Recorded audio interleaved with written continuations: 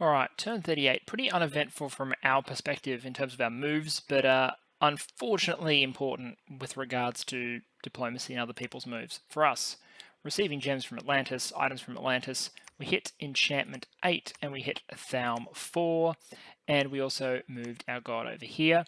I realized after I moved this was in fact a mistake. I wanted to start summoning liches. Unfortunately, you can't do that underwater even though they can swim. They can breathe underwater, but you can't summon them underwater. So we're going to teleport the god back over here to 217. 217 is going to be where we create the liches. I would have preferred if they were based in 203, but 217 will have to do. It's capable of projecting against the old TNN lands, it's capable of projecting against this throne. It just can't fan out the way that liches produced here would have. Other than that, random independent attack, which I didn't mean to watch. Patrolling troops, whatever, no random events. Still poor dominion in the lake, but you can see I have now templed. I've got preachers, I've got preachers. I'm going to build another temple this turn. It's basically taking up all of my disposable income after mage production, but I'm doing it anyway. I do have my explorers locked on repeat recruit, but I think that's pretty important. I've also fanned out my hero with some equipment to try and find me some fire gems on land. We'll see how that goes. But the big developments that we actually care about. One, Sparkles is still gallivanting around in his absolute legend, but two, there is a giant Machakan army on TNN. Now, we have been giving TNN what they need to keep going, but this may be too much for them, but I'm giving them everything they ask for in order to make another stand. Even if they succeed here, there's another Agarthan army nearby, but I'd like to see them hold against this for a little while longer. But 210 units, primarily Lion Warriors, I think that's a big ask. It might finally be time for TNN to fall. I'm going to move my troops into position to vulture as soon as the word comes down that is permitted. But I think this may almost this is probably going to break his back. But Basilius Basil surprised us before. We'll see what happens. I think increasingly at this point. Hare has started taking some control over like the remnants of Vanheim as well to try and leverage something out of them. They've raided far and wide, but they've also suffered really heavy military losses. It's going to be interesting to see what Roos does in terms of pushing them now.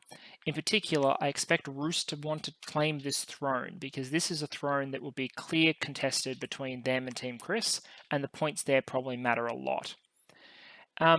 Not much else to talk about there. This army has almost reached a point where it can start crossing into my lake. As soon as this army is in my lake, I'm going to be in a much better position. Therados 2 is now also receiving gems from Atlantis because they're getting close to the point where we're going to start creating interesting things, but we're not quite there yet.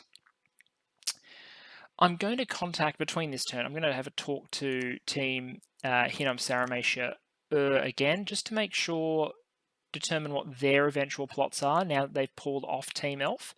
I want to get them ideally warmed up to the idea of moving in against Team Chris at the appropriate juncture because they're the team I'm more worried about. But I'm going to go through that diplomatic engagement and I'll brief you in turn 39. Other than that, really quick turn. No reason to dwell on it if we don't have to. Still researching thaumaturgy. We still have 2 of the 3 globals. We're doing okay. I'll see you in turn 39. Hey, you see that? You see that right there? That's TNN's capital, with basically no units in it, but also nothing immediately besieging it. Let's talk about that battle quickly. TNN's reported they bled pretty heavily for it. They lost about 1,400 to 1,600 gold worth of material for it, as well as a number of the weapons and gems that we had supplied them. However, they killed an Animist, 2 Magi, 8 Shamans, a Witch Doctor, 2 Voices of Lion, a Buddha, and 103 of the capital-only Sacred Lion Warriors, for a grand kill total of about 5,000 gold. Not a bad investment, considering there is no way I could kill 5,000 gold worth of Machakan units at this point in the game. This is a fantastic victory. It's an important victory in a sense, but it's also likely to be very short-lived. because immediately to the south is this death stack of Magma Children, Ancient Ones, Mercury, Seal Guards, Penumbrals, and this army, from what I can tell from what Vanheim is able to tell us, is very heavily gemmed, got a lot of mages, is well equipped, and with what TNN has left, it's probably not going to happen. So TNN is trying to convince us to move into their territory now because they're no longer able to effectively resist. Although they've said they may ask us to hold off one turn, and also for a last few research items in order to squeeze out one or two last pieces of magic to resist the storming attempt, because it'll take one more turn to break the siege in this case. So we're going to supply that. What Basilius Basil asks for, Basilius Basil gets. And we need to accelerate our movements to get our troops into the correct positions. That's the good news of this turn.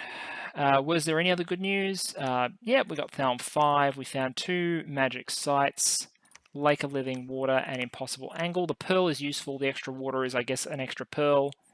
And what else do we find here? Iceberg Tower, another water. So much water. 17 water a month for me, and I think Atlantis has even more. And we've got some random nature gems. Laser-powered Goblin Smasher, ruler of Arco-Cephali, has been permanently vanquished. That means Arco-Cephali has lost their final province. And you can see that Rus has very efficiently cleaned up most of the raided Vanheim provinces, meaning Vanheim is basically just a cluster around here now. Just a small cluster around their capital, with one flank defended by TNN, and the other by the peace treaty with Sarmatia. But there is a vulnerability to Rus, and that could be really problematic for that. That said, Hedalas, now that he's destroyed his Arco-Cephali, can take over full-time as Vanheim from his former teammate Feng, who's had to drop out. Feng was already tired and busy IRL, which is why he made the big mistake and lost the big army of Vanhears, I believe. Having Hedalas step in is great from our perspective, both because it means Vanheim stays active, but also because Hedalas is above all a determined master of defensive Dominions conflicts. He's pretty good on the attack, but he's fabulous on defense, multi-front conflicts, which is exactly where Vanheim finds itself now. He'll do what he can with what's left, and we can rely on him to do what's there with what's left. But ultimately, we think the elves are probably coming to the end of their lives because there've been 2 or 3 miracles at TNN. A 4th to throw off this army just seems like too big an ask. But, you know, they've acquitted themselves incredibly well. They were rushed early by a grand coalition, and even though the coalition is now only 2 teams, Machaka and Rus, as opposed to the 3 teams it was when it started, the writing is on the wall in terms of resources. There's another way, though, that this game has gone a little bit downhill, and that's got to do with the diplomacy of Team Hinnom. Team Hinnom Sarmatia, who I thought were going to position against Agartha, are in fact now telling me that their plan is to go in against Rus and Pangaea. This is a problem. Or at least I think this is a problem. Because if I'm right about Team Cold being weaker than Team Chris, an attack by Hinnom and Sarmatia that draws all of the Russian forces over to the west would just open up Pangaea and Niflheim to attacks by well-timed attacks by Agartha and Machaka on their eastern flank, and their eastern flank includes a throne. Now, if you look at thrones, they've just secured one here. 194 is theirs. Agaria 43 is theirs. That's 2. This throne here, 168, is theirs. That's 3. And realistically, you need 5 or 4 if you get both 3s thrones, and we don't know if they have a 3. I strongly suspect they do. So, 1 extra 3 will do it. There's a few places that 3 could be. It could be here. It could be here. I suppose it could even be there. Do that team have 1 claimed? No, Crystal Throne's claimed. And these guys only have 1 claimed throne, I believe. So, that's a 2-pointer. All good. If they take this throne, they only need 1 more to win. And if I was Team Chris and Agartha, it would be this one right here. Because look, Agartha is present here. Rus hasn't cleared it. It's not forted. And there's this giant army that will clear TNN. So if I am Team Chris right now, here's my movement. Go eliminate TNN. March, march, march, march, claim. While I group up something and on roughly the same timing, march, march, march, march. Actually, I have to go around the river. March, march, march, march, claim. Although this is probably likely to be cold if the team Cold's Dominion on it. I'll need to find out from Six, who's playing Pangaea, what way the Dominion candles are on these provinces. Because if it's heat, then there's no crossing. But if the team Cold Dominion has come across, it'll freeze. And these guys could do that using Buddhas. They could eliminate their own Dominion candles, pull back, and let Team Cold's Dominion wash across. So that could be really problematic. I need to watch now to see what happens now.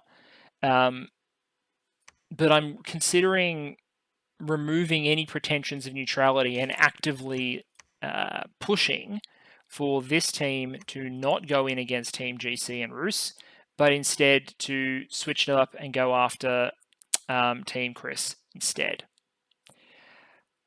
So, swings and roundabouts. We've lost a team in terms of diplomatically aligning them the way we wanted to go. We've gained a victory at TNN that we didn't expect. And yes, I say we've gained a victory. Our cause has gained a victory, even if we didn't fight for it. Even if these legions of turtle warriors didn't actually do anything. That said, the army's coming together. I've got some interesting things that I'll be summoning up next turn, so I'll be able to show those off in turn 40. But yeah, I'm really proud of what TNN has done. I'm glad we backed them. I'm glad we sent the gear in. But at the end of the day, I just think Team Chris are just too strong. They're good players. They've got the material. And if you're a good player and you have the material, eventually you're going to grind down someone who is smaller than you, even if they're defending their capital as a blessed elf, which is the advantages that Basilius Basil has had so far. So that's it for turn 39. I'll be back in turn 40. Okay, so turn 40 wasn't great. Let's talk some of the things that went wrong. We sent in our geared Telking God King, Ultimate Smithing Minion, the Telking God King, geared with a Thunder Whip, a Scutata Volturnus, the Crown of Lead, Armor of Knights, Boots of Stone, Girdle of Might, Ring of Regeneration. This gives 32 shock resistance, a lot of protection, some regeneration, and a whip that does lightning damage. And of course, he's automatically foul vapored, which means everything here is slowly dying. And the plan works perfectly. He gets surrounded by only one unit that does conventional damage, a Griffin. Everything else are these Springhawks. Springhawks are poison resistant 15 and are not likely to die to the foul vapors. He then proceeds to kill the Griffin, which is fantastic. So he is now surrounded by Springhawks that can't hurt him, and he can't hurt the Springhawks, which means he only has to fight a tiny trickle of barbarians coming through who he can regen. All these other squares, they're taken up by Springhawks.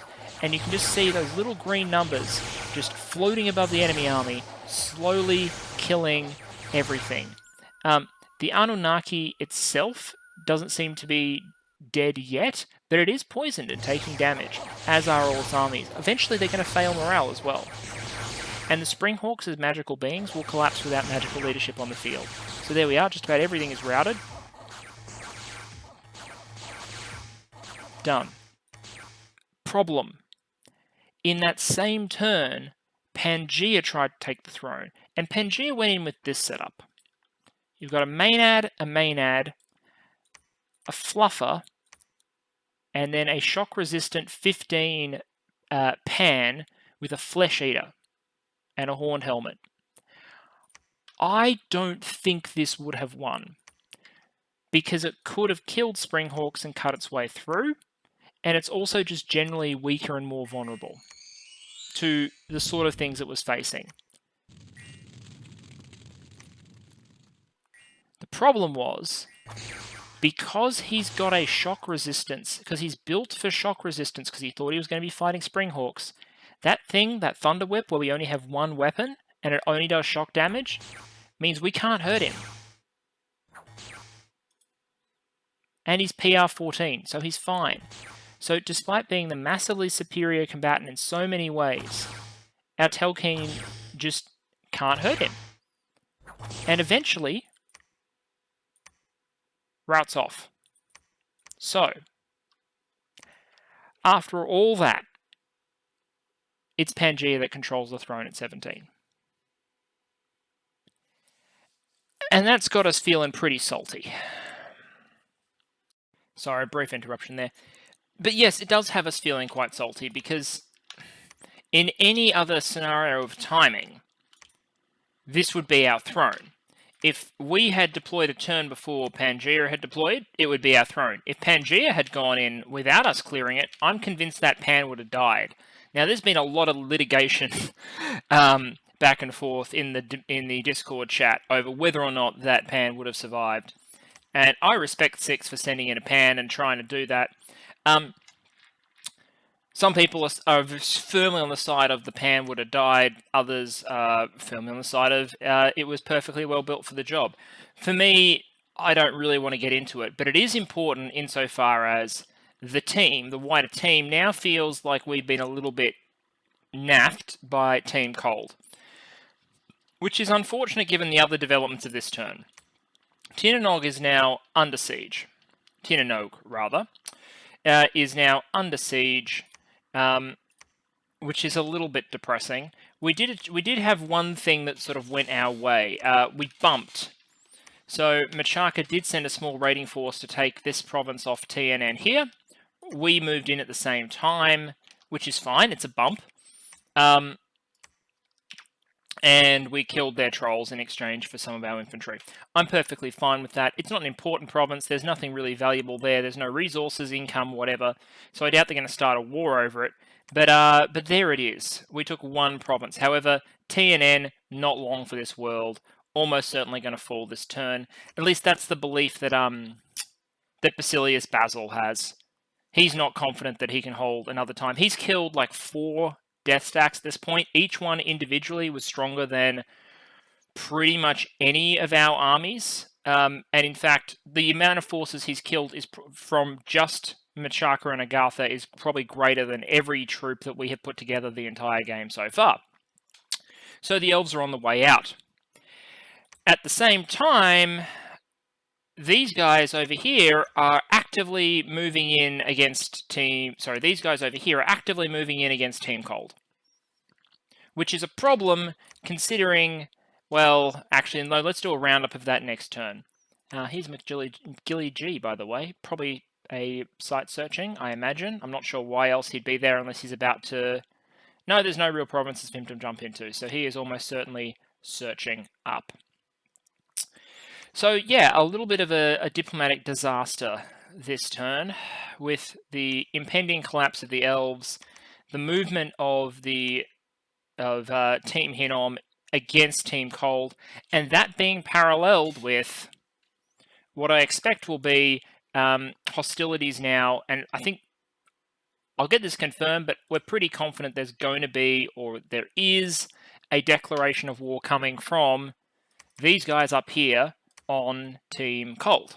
And this is really, really problematic, because I would bet on Team Agartha-Berytos Machaka against Team Cold regardless, in any scenario.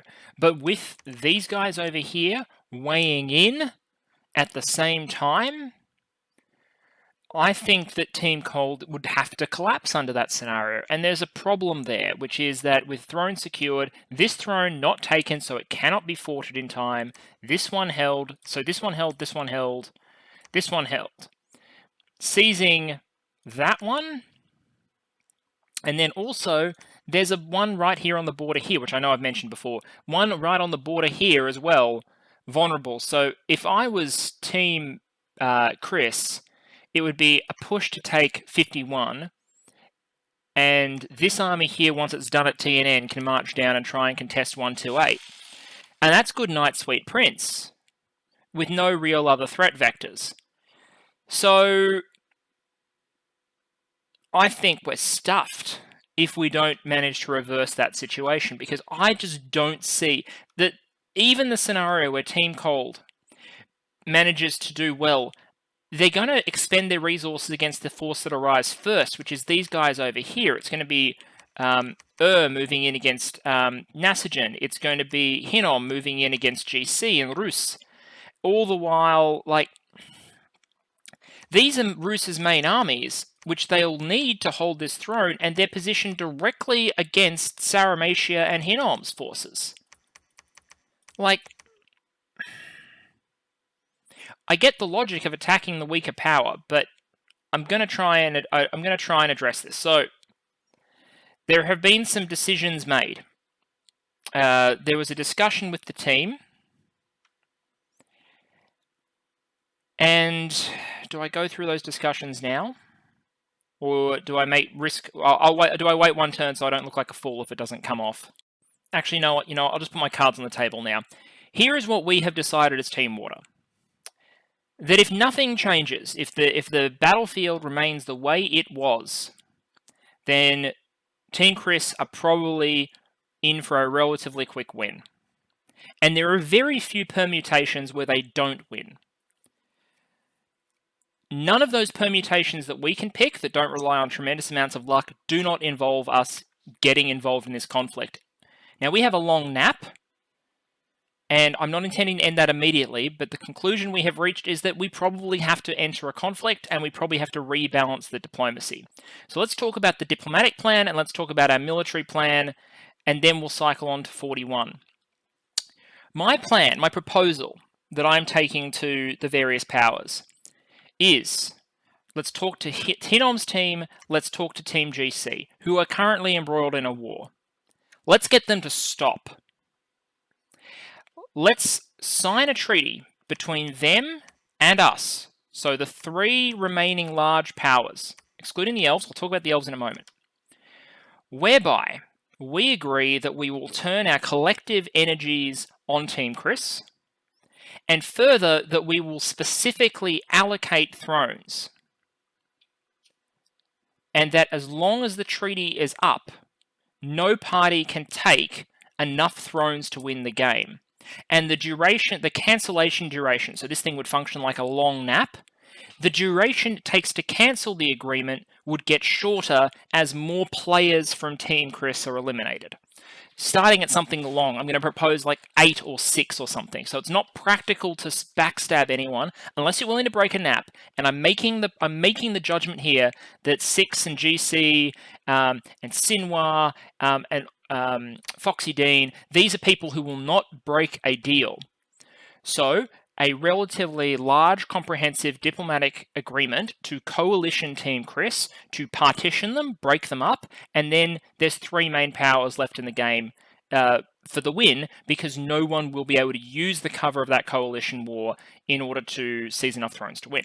That will also involve information sharing. It will involve military access, I'm hoping, and a best efforts clause that you have to keep fighting to your best efforts until the treaty ceases to be in effect. It'll also involve other provisions, if I can get those through, around things like globals, aiding the enemy, etc. So I don't want people dispelling, I don't want people sending secret equipment to Team Chris so they can fight back against one person or the other. That's what I'm proposing. Now, getting that negotiated is difficult, considering that 2 of the major parties involved are at war. But I think it's the only way we can do it. If we do that, then what needs to happen is that Team Cold needs to garrison. I'm pointing at my screen because I'm a bit pumped up right now. 51 needs to be heavily garrisoned by probably Niflheim and Pangaea. At least there's some Nifl giants around, but they're going to need everything on 51 to meet the Machakan push, because you can bet there'll be Buddhas and other things streaming out of Berytos and Machaka to make that happen. This one here, 128, will be a critical fighting point between Rus and, I imagine, probably Agartha. Agartha's the one with the big death stack in the region. But even then, I'm not so sure. So there has to be extra security. And I think we're going to have to be that extra security. I'll skip the elves for now. Let's talk about the elves next turn, because I want it to come off before I talk about it. Let's talk about our plan. So, we have assembled a major Therodian force, a major Atlantean force, and I'm putting together the Grand Army of Pelagia in my lake.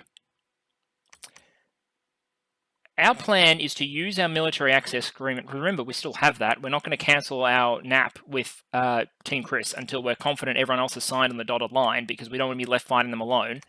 We're going to use military access. We're going to move the army of Atlantis into our lake, into my lake. Therados is going to mass up here, and the Atlanteans are going to produce a number of super combatants / heavy thugs, and they're going to move those over to these fronts as well. What the plan is then, in broad terms, is a Pelagian offensive against TNN and 194, the Throne 194, just to act as a throne spoiler. A push by the Atlantean army south against 168, working with Uruk, or rather, to make sure that someone reaches 168 and spoils a throne rush there. And that Therados, working with some Atlantean support, will take their army, and hopefully by the time of conflict, our plan is to have Conjuration 8 support. So we want Telkines, we want Elemental Royalty, preferably. Not sure we'll get it. I'll check the research script, but certainly mage-supported ghosts pushing on Berytos' capital, probably with Hinnom coming in from the same direction. So Hinnom and Therados pushing on Berytos and the throne at Agaria. Between those coalition powers, we think we can put pressure on 1, 2, 3 hostile thrones, which should give us some leeway even if the offensives that they're launching elsewhere succeed. Sounds good on paper, I'm sure. Now, we don't have the army to make that happen yet, but I'm building it. I took a step towards it this turn. We have our first Lich, for example. These are the Liches, Death 4, Immortals, fantastic. And you'll notice I'm producing them in 217. 217 has significant movement range. If I take TNN, as in I put my flag here, I'm pretty sure I can move there, especially if I secure High Mill as well. So there's room for reinforcements there. If I give this guy a Skull Staff, which I will do for demonstration, he can create more of himself. So over the next couple of turns, I'm going to pump up a bunch of Death Mages, and not small Death Mages, big Death Mages in 217. I also pulled out my first Naiad down here, which has broken me into nature in a bigger way, and has given me some reasonable Watercaster. That's going to be our source of diversity in that respect. I'm probably going to need another Naiad in my capital, because I'll want two forces. A major army based out of Pelagia pushing TNN and Umbor 194, and a secondary force pushing from 203 to 168, maybe taking this fort at 196, which is the Magus fort, which would be a valuable pickup. Severing this artery line for Berytos is also going to be important, and it's something that Atlantis can do early on with their heavy thugs, and then reducing Algold will essentially secure us this connection point, cutting the enemy coalition, or team rather, in two, which is why they always never wanted us to hold both these provinces. It's why they negotiated to hold them. Taking that will enable us to sever that connection point. But hopefully, the most vulnerable power here is certainly going to be Berytos. We'll leave Machaka to Niflheim and 6. We can threaten Machaka's capital, sure, but I don't like our odds. I think putting everything into Berytos and the thrones is probably a better approach. I think Machaka is a trap. My armies could get there in time, but 194 has to be my primary objective. Which brings us to buying time and the elves. Basilius Basil's about to go out of this. So, he's going to send us a bunch of stuff that we've sent him, a bunch of research items, things that are no longer of use to him and that Vanheim can't use. We're going to be providing goods to Vanheim in return for all of those. This is not Team Elf giving up the game. It's not a death basket. It's rather them turning what they've got into the things they need, particularly gold and some thug kit, to help Vanheim continue. Herdelas has taken over Vanheim, and he's going to play spoiler as hard as possible to seek vengeance on Agartha and Machaka, because he doesn't want to see them win the game after the role they play in the coalition. Ideally, he wants to prove that the elves are the last people standing after the coalition war that was started by GC and Team Chris against them. So, our hope is that Vanheim, from their last redoubt, as the Agarthan armies are distracted trying to push Rus, that Vanheim will be able to open up this center and provide sort of a raiding screen that will divert forces away from where I'm going to need to punch in order to do my bit. That's all planning at the moment. But I thought you'd want to know where we are now.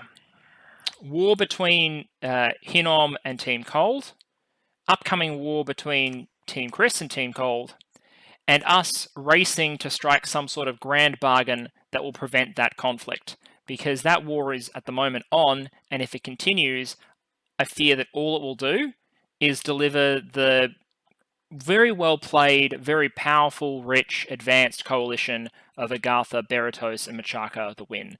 Especially since Berytos no doubt has a blood online. People have seen blood Melkarts, I believe. We know that Machaka will have their sacreds and their Buddhas out. And we've seen this very strong army from Agartha. So, with all that said, that was turn 40. I'll see you in turn 41. Okay, it's turn 41, and this gigantic pile of items from TNN, which we bought for a big cluster of gems and gold, is mostly research items and a couple of very valuable boosters, including Crystal Matrix, which I'm very happy to have, and some Earth Boots, again, which I'm very happy to have. And Therados sent us more research boosters, but it's turn 41, and negotiations continue apace. Because TNN, despite having the ability to ship the entire contents of their magical laboratories out in exchange for shipments to Vanheim, well, their capital has fallen. And this time, this very powerful Agarthan army, which includes huge amounts of mage support, apparently, along with a bunch of summons, statues, living mercuries, penumbrals, the full gamut of Agarthan summons, was too much for them, and as a result, TNN has fallen. Snek the Drakon is also in 194. I imagine to either claim it or secure it. Either way, Agartha rules here now. The land of the elves, Agartha rules. Secondary force of summons down at 162, and I imagine these guys are going to go up and join them at this point. Negotiations are going well, but they're very tense. I don't expect to have a resolution. It's just very hard to corral 9 players into agreement on a set of terms, especially as comprehensive a set of terms as I would like. But I think that complexity is required in order to give everyone the confidence they need to do something about what will otherwise be, I'm pretty confident, a throne rush. That said, what else happened this turn? Well, we hit Alt 5. We're racing up Alt. We're going to go Alt 7 because we're going to need the battlefield magic soon. So, we're going to want mass protection. I think we should get fog warriors. I think we should have mass regen and life after death. As many buffs as we can put over our relatively weak armies as possible. We got our second Lich, found some magical sites. We saw some battles. That's the Atlantean army moving towards my position here. This was an agreed situation, I suppose, which means that Pelagia is now contiguous across the coast. TNN certainly knew about it. And we've also secured Ironwood Forest. So we're doing our best to secure this independent and former Elven territory over here. It does look like 199 will fall eventually, which is the TNN final fort, unless Vanheim can liberate it. Maybe they can. They'll have to cut their way through these barbarians first. But you can see Atlantis is marching over towards my lake, and they'll then position either in Sacred Lake 203, or we'll keep them marching west depending on where we think we need them more. But it'll be very good to have that support with me. What else? Oh yeah, Therados is under siege in the fort by some sea dogs. They'll take care of that. You can see they built up quite a reasonable army at this point. If I check the score graph, Therados is now almost as large as the rest of us, thanks to their mass E4 summoning. They're not doing any actual troop recruitment. It's just all ghosts. All ghosts from the E4 summoning brigade. So they may not be Scaleria, but at least they can produce an army as long as you feed them enough gems and give them enough time. Everything about this game for us has been about time. We need time for our research. We need time for our economy. We need time for Therados to poop out a bunch of ghosts.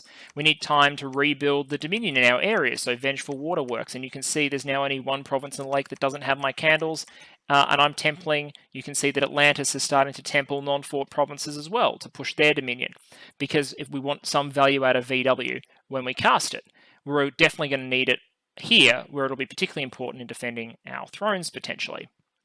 But I'm mostly thinking now about getting my own army sorted and working really overtime on the diplomatic front. So what I think I'm going to do is, we have so many water gems, even though we're going to pearl farm them, we've got some time because we need to research everything that we want and time everything perfectly. Yeah. I also think Alt-8 Wheel of Fates would be really nice, because we'll have access. We can have access to that, and then we could go all the way to Alt-9.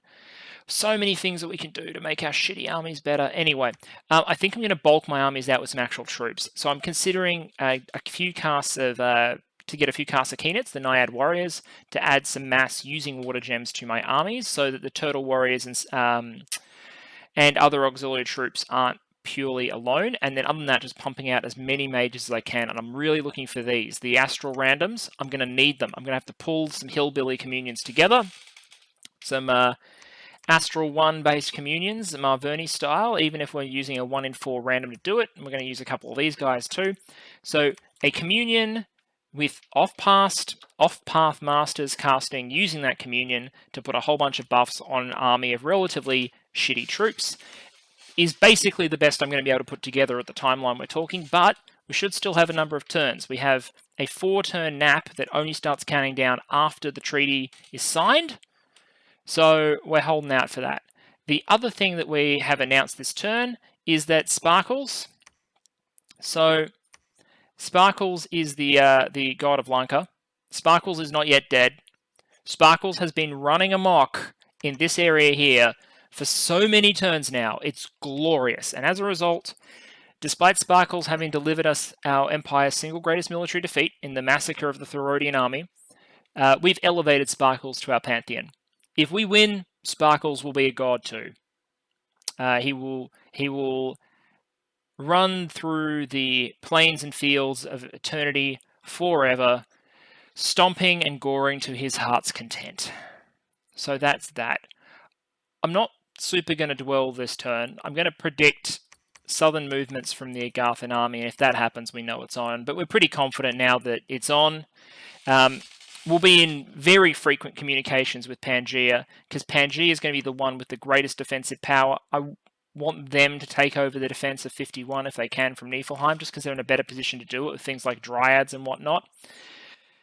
So 6 is definitely on board. We just need to get the treaty signed and agreed, and then we can look at getting our nap ended and our entrance to the war facilitated. So that's it for turn 41. Come back in turn 42. Okay, it's turn 42. I'm going to show you what happened in-game, but what happened in-game is less important than what happened out of the game. So, alteration is proceeding apace. We've got our first Naiad Warriors. These lovely ladies. So, above average attack, above average defense, lower than average strength, so they're not particularly hurty, but they are high protection, high morale, high magic resistance. They're amphibians, they're ore, and they recuperate. The ore is particularly important there. Kind of cool. Much better than Turtle Warriors, to be sure. Higher protection, better skills, ore is obviously amazing. Yeah, no, really happy to have them. Really, really good to have them on board. We can see that Agartha has done pretty much what we expected. This army is not here anymore. It's moved. So whether it's moved, I don't know where it's moved, but it's no longer in position. It's no longer on TNN. And some of the most dangerous stuff on 199 has similarly been stripped off. So it's safe to say that everything is marching south. And Rus still hasn't been able to clear this throne. Now, Saramatia is on a Russian fort, which is a problem. And we made another lich. Hooray. But. The Treaty of Lanka was signed this turn. Early fall, year 3 of the Ascension Wars, which means this is the last conflict between Sarmatia and Team Cold. The Team Ice, Team Hinnom, Sarmatia, I haven't been able to come up with a cool name for them, and Team Underwater Bastards have entered into a coalition agreement which would see us do what we can to resist the aggression of Agartha-Machaka and the very, very powerful Agartha. I'll go through the terms of that treaty in a moment.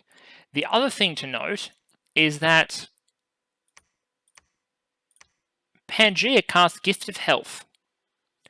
And normally I'd be like, oh shit. Because that's a pretty powerful global, and it takes up a slot, and it makes them really hard to assail. But we're not going to be attacking them. They're going to be on defense. They're going to be trying to hold their thrones, their territory. And in that context, I actually wish them well. I hope Gift of Health gives them the extra HP they need to resist their enemies. I'm not sure it will against certain foe types. So if, for example, Agartha is Wailing Winds based, the extra HP doesn't help. But against just about everything else, up to 200% extra HP, nothing to sneeze at, plus the recuperation benefits and all that sort of thing. So, Gift of Health, it's impressive, but I don't begrudge it, and that's important. But other than that, they're not feeling tremendously great about this conflict so far, in that they're aware of the sheer scale of what's going to be coming to meet them, but they will do what they can. And they may be sandbagging. Their plan may be to convince us they can't win, seize a bunch of territory, and then be really well positioned to win a 2v1 or a 1v2 to end the game, depending on which side of that three-way conflict they're on. It could be that, but I'm tempted to take 6 at his word that they think they'll be able to hold, but it's going to be difficult. Certainly they're in a better position now that Hinnom and won't be on their back, and the process now begins of Hinnom and relocating their forces from the eastern border to the western border so they can threaten Berytos, they can threaten Machaka, and they can threaten this throne here with Ur's army. So we'll start exchanging information. It's worth going over that treaty quickly, I think. Okay, so this is the Treaty of Lanka, signed in the 42nd month of the Ascension War, bearing the flags of Team Cold, the Golden Bull of Team Hinnom, and of course the flag of us, the Underwater Bastards. This is the document we ended up signing. It's not huge, but it's a lot longer than your average nap. Let's have a quick read. The nations following its reigning men, incredibly civilized in Killer Frost, having found themselves faced with the prospect of bowing to the unholy and near-ascendant pretender Zardoz, have arrived at a moment of theological clarity. They have decided as one that Zardoz is not the rightful Pantocrator. While disagreement remains over who exactly is the rightful ruler of all, this unity and the noble spirit of self-preservation suffice to bring them to agreement on the following.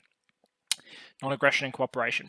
The parties will not seize any territory from one another, deploy targeted hostile magics against each other's armies or lands, excluding the effect of global enchantments which are general in nature, but including the use of targeted remote attacks and the dispel spell. That's important. I got the ban on dispel in there. That in the event the land, so this means you can't knock down at each other's globals. That was important to protect Pangaea's Gift of Health, but it's also going to be important for us because we're planning on putting up Vengeful Waters and eventually Arcane Nexus, and this means as long as the treaty is up, those spells should be protected. That in the event that the land of a party is seized by independent actors or hostile nations, all parties will respect the original claim of the party from whom the land was seized. So, if we're beaten back, or if Indies take our land, there's no poaching. That land goes back to whoever held it and won't be poached by other members of the treaty. All parties will take reasonable efforts to share valuable intelligence with each other that may be pertinent to the war effort. The parties will agree to begin within a reasonable time, noting Nap's war with the nations worshipping Zardoz as their gods, or if already at war, or continue that war, and persist in this effort to the maximum practical extent until those nations are vanquished. That to facilitate the above, parties will cooperate on military movements and allow reasonable military access where required to facilitate the conflict. The territorial divisions will be negotiated in good faith on an ongoing basis, but begin with the understanding that each nation will expand generally along their natural battlefronts. That further, no party will engage in trade with Zardoz-aligned nations without approval of the other parties. You cannot trade with Team Chris without the other party signing off. And that the parties will work together in good faith in keeping with the above goal. Now, this is the temporary agreement of cession. This is what I'm hoping will hold this deal together.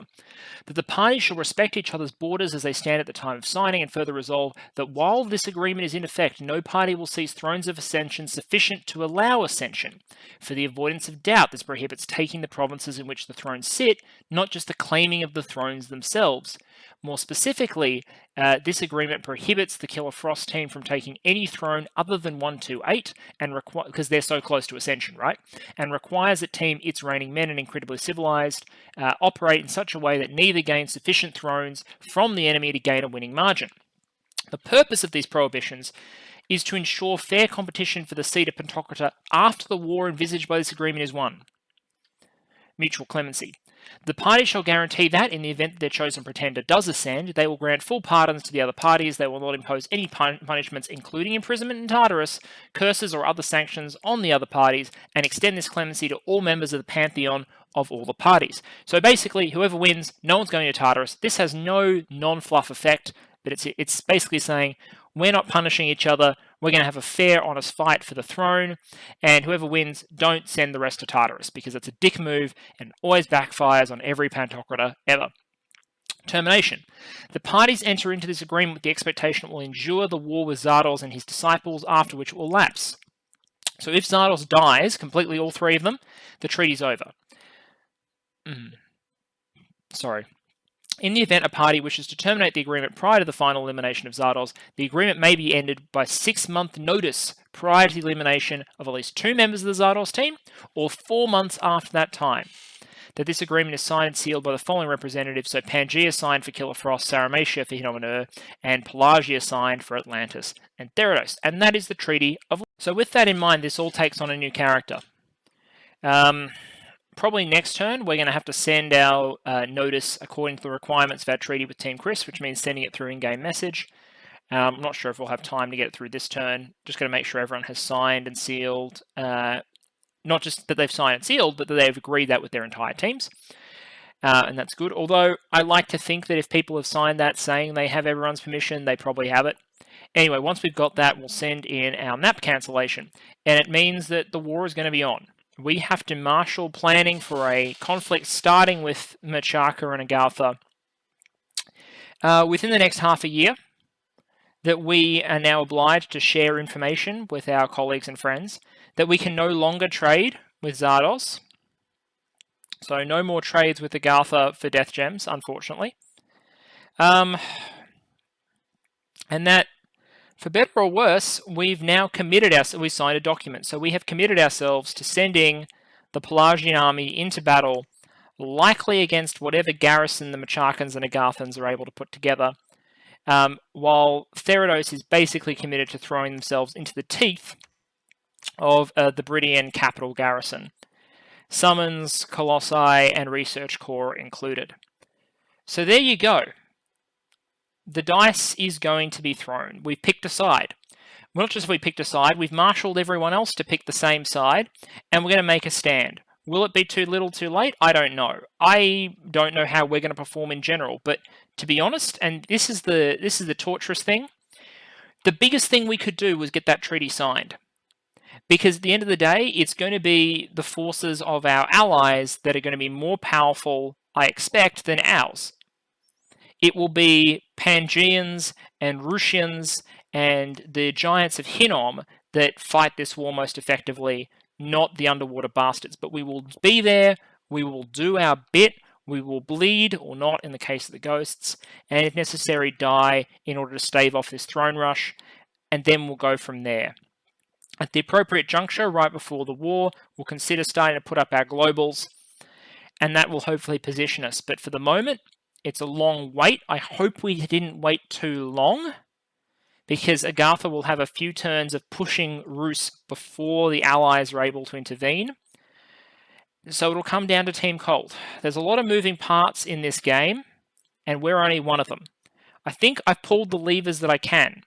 I think the underwater bastards have done what they can in terms of supplies, information, diplomacy, and also our own military preparations. We've done what we can to control the flow of this war, but now it comes down to everyone.